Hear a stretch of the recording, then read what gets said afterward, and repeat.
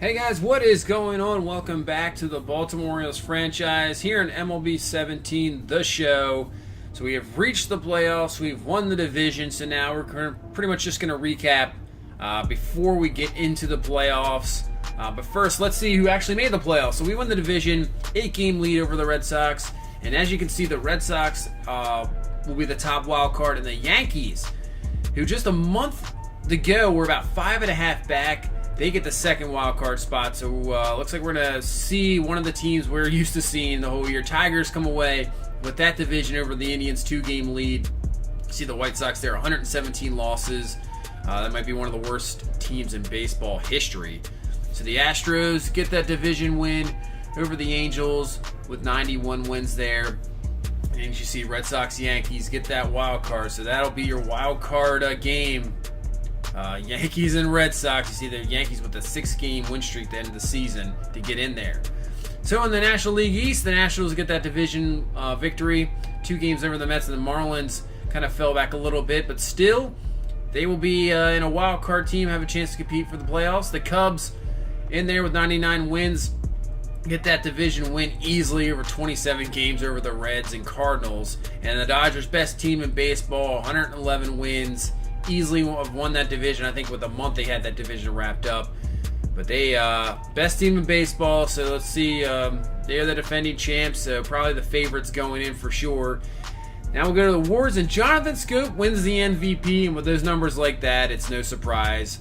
56 homers, 137 RBI, 316 average. And Clayton Kershaw, for the second year in a row, I believe 3 out of the last 4 years, wins the MVP, 21-7 record. He's up to 183 career wins, so maybe next year he could get over the 200 career win marker. He is the best pitcher in baseball, that's for sure. The best team in baseball, defending champs, so might see him later on. We'll see how far we get in the playoffs. As for Cy Young, Blake Snell wins it in the AL, 18-7 record, 4.38 ERA. I thought Quintana might have been up there for that one, but he falls short. As you see, the batting title goes to Trout, 329 average. Cody Bellinger, 364, 40 home runs, 99 RBIs. Unbelievable season by the young first baseman in LA. They just have all the talent in the world pretty much, and that's why they have the 111 wins.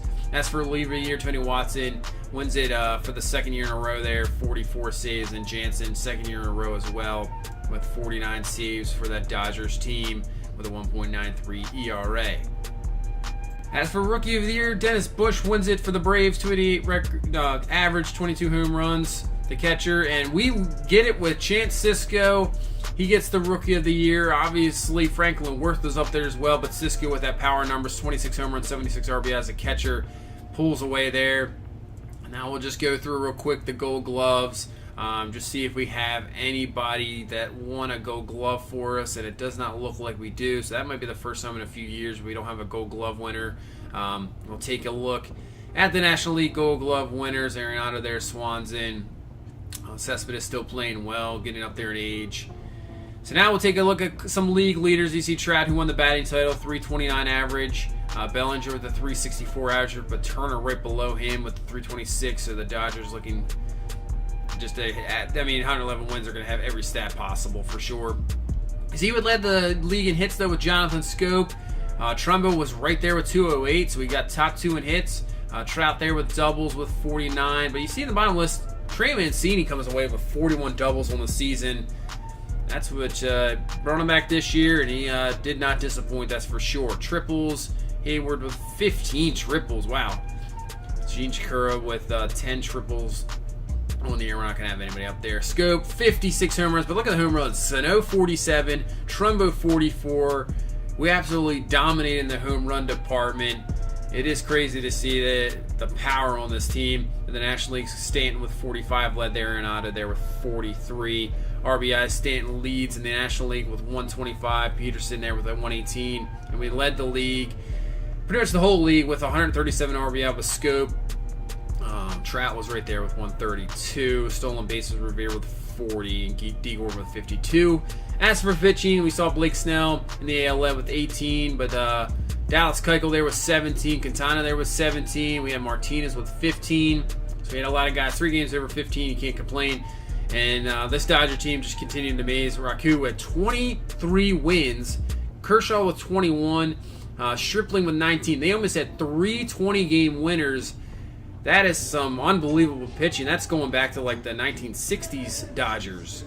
Just absolutely dominating. Wow. See Stripling there with only 2 losses. Jansen led obviously with the saves with 49. Chapman led with 51 saves for that Yankee team. Kluber gets the ERA 2.59. We have Martinez there with 2.92 and Keuchel with a 3.1 ERA. So we have some guys there in the top 10. So we're there leads in the National League. So we'll take a look at our team stats here. Kendall Griffey, obviously the story, gets sent down. He had the potential last year. Gets sent down this year after a rough start. Does really well in the minors and comes back and just absolutely kills it. 272 average, 24 home runs. I know the average is only 272, but he was hitting in the 220s, so great thing to see him. You see Machado injured, only played about 100 games, 23 home runs, 65 RBI, 278 average. Hopefully he can stay healthy for next year, and then he can just have a very, very dominant year like this man, Jonathan Schoop, who absolutely crushed it. He's going to be the top priority going in the offseason. He's going to have to be re-signed, so we'll see what type of contract he's going to need. That would be another huge contract, so hopefully we can bring him back. But 56 home runs, wow. Miguel Sano, who got him in the trade late in the year, ends up with 47 homers, almost 50 of his own, 276 average, 114 RBI, so we should be able to bring him back. I think he has a year of arbitration, so we bring him back for sure. Mark Trumbo just continues to do it, getting better with age, 33 years old, and you see another year of 40 homers, another year of 100 RBI, over 300, another year of 200 hits. That's the second year in a row. He is outstanding.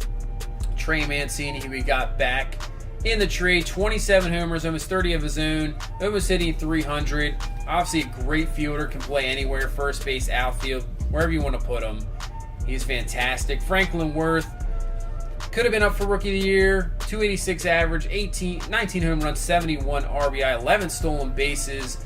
So the one thing I'm liking about this team as well, very, very young. A lot of these guys are under 26, 27 years old. You see Franklin Wirth only 22 was our draft pick. Cisco's only 24. Mancini, I believe, is only 25 or 26. Schoop was only 27. So Machado's very young as well. Same with Griffey, who's only 20. See Cisco there, the Rookie of the Year with 26 home runs, 276 average. So this team could be good for years to come. I mean, it's going to be tough to hang on to every guy, but this team could be dominant.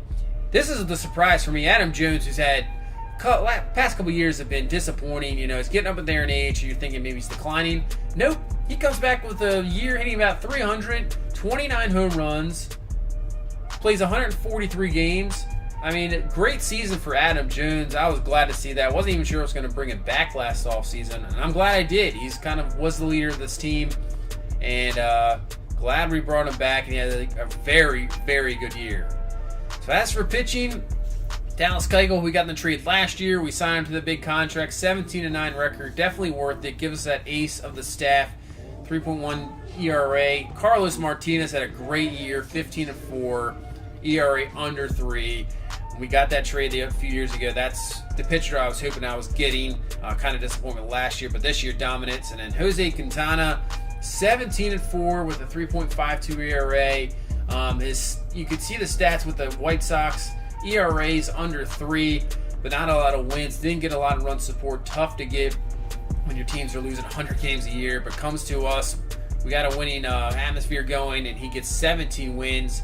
Julio Teheran, 14-9 on the year with a 4.05 ERA coming over that from the trade from the Braves. So all the trades for the pitchers seem to be working out, that's for sure. Bundy, obviously, homegrown talent there, 4.13 ERA, 14-10, pitched a lot better late in the season. He was struggling kind of throughout the season with the ERAs getting near 5, but then he pitched very well. Towards the end, looking good. Garcia was a very good surprise out of the bullpen, 5-0 record, good ERA, 3.18, kind of won that spot in the spring training. Castillo, who I just brought up, let him do his thing, but you can see absolutely struggling with 7.9 ERA. So I'm not sure what we're going to do with him next year. Maybe just send him back down to AAA. I'm not really sure.